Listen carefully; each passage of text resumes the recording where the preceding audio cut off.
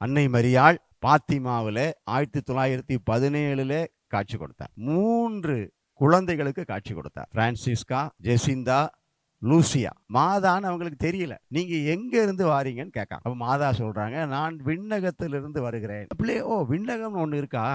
இந்த பிள்ளைங்க அப்பதான் தெரியும் விண்ணகம்னு ஒண்ணு இருக்கா. அப்போ இந்த பிள்ளைங்க உடனே என்ன கேட்கறாங்க, எங்களுக்கு விண்ணகம் கிடைக்குமா? உடனே அன்னை மரியாள் சொல்லுகிறார், இப்போ 3 பேரும் விண்ணகம் செல்வீர்கள், ஆனால் பிரான்சிஸ்கா மட்டும் கொஞ்சம் அதிகமான ஜெபமாலைகள் சொல்ல வேண்டும். மாதா என்ன உறுதிப்படுத்தினாங்க, விண்ணகம் உண்டு, நீங்க 3 பேர் விண்ணகத்துக்கு போவீங்க, ஆனா அதிகமான ஜெபமாலைகள் சொல்லணும். உடனே இந்த 3 பிள்ளைங்களுக்கும் இன்னும் கொஞ்சம் ஆர்வம் அதிகமாயிடுச்சு. உடனே என்ன கேட்கறாங்க, இப்ப எங்க பக்கத்து வீட்டுல ஒரு பொண்ணு, 2 பேர் இறந்து போயிருக்காங்க, அவங்க எங்க இருக்காங்க? அப்ப என்ன கேட்காங்க, அமலியா அப்படிங்கிற பொண்ணு இறந்து போச்சு, அந்த பொண்ணு எங்க இருக்கு?